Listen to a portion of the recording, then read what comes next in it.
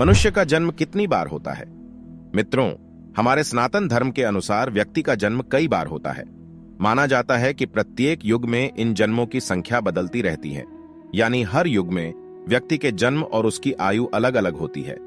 आइए इस वीडियो में हम इसी बात को विस्तार से जानते हैं। मित्रों, मनुष्य जन्म ही हमें 84 लाख योनियों के बाद ही मिलता है। मनुष्य जन्म में भी कई बार आधी अधूरी जीवन के बाद हमें पूर्ण रूप से जीवन प्राप्त होता है। कुछ ग्रंथों के अनुसार पुण्यात्मा को भी हर युग में कई बार जन्म लेना पड़ता है, उसके बाद ही वह बैकुंठ पधारता है।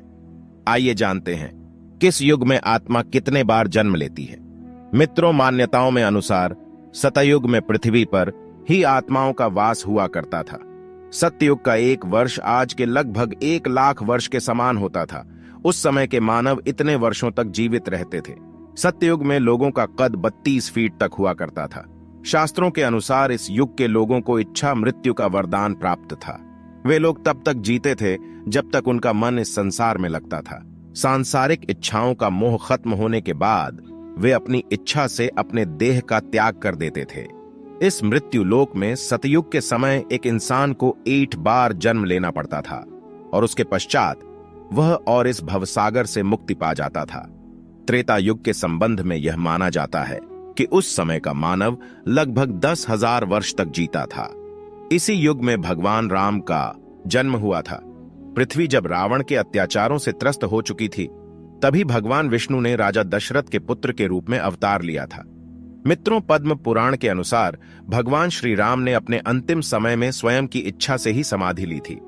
भगवान श्री राम द्वारा सरयू में समाधि लेने से पहले माता सीता धरती में समा गई थी और इसके बाद ही भगवान श्री राम ने पवित्र नदी सरयू में समाधि ले ली थी। यह मान्यता है इस युग में मृत्यु के समय यमराज या यम के दूत मरने वाले के प्राण हरने से पहले उसकी आज्ञा लेते थे। इस युग के मानव का इस पृथ्वी पर पुनर्जन्म लगभग 12 बार होता था और उसके बाद वह अपनी देह त्याग कर प्रभु के चरणों में बैकुंठ चला जाता था। अगला है द्वापर युग। यह युग कुल 8,64,000 वर्षों का था, जिसमें प्रत्येक व्यक्ति 1000 साल तक जी सकता था। मित्रों, ऐसा माना जाता है कि जैसे जैसे पृथ्वी पर पाप बढ़ेगा, वैसे वैसे मनुष्य की आयु और उसकी इच्छा की पूर्ति कम होने लगेगी। हनुमान जी का कहना था कि द्वापर युग में लोग अपनी मर्यादा से भटकने लगेंगे और धरती पर पाप बढ़ने लगेगा।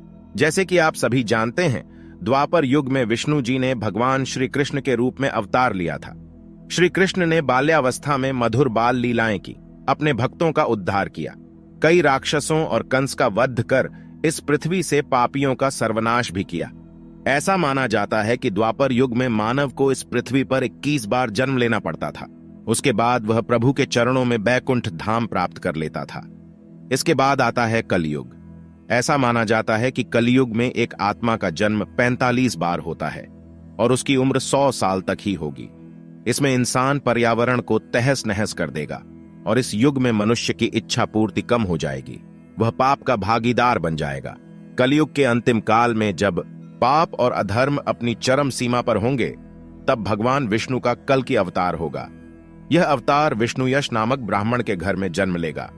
भगवान कल की एक सफेद घोड़े पर चढ़कर अपने विशाल तलवार से सभी अधर्मियों का नाश करेंगे। भगवान कल की केवल 3 दिनों में पृथ्वी से समस्त अधर्मियों का नाश कर देंगे।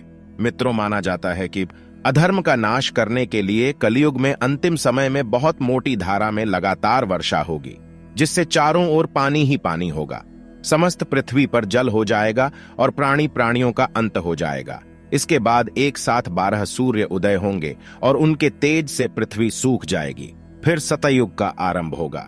मित्रों, इस वीडियो में हमने जाना कि किस युग में एक मनुष्य को कितने बार मनुष्य रूप में जन्म लेना पड़ता है। आज के वीडियो के लिए बस इतना ही। वीडियो कैसा लगा हमें कमेंट में बताएं और वीडियो को जरूर शेयर करें। आप लोग इंस्टाग्राम पर श्री डिवाइन को फॉलो करके हमसे जुड़ सकते हैं, जहां आप अपने सवालों का जवाब हमसे सीधा पा सकते हैं। मिलते हैं वीडियो में जानकारी के साथ। तब तक के लिए नमस्कार। जाना कि किस युग में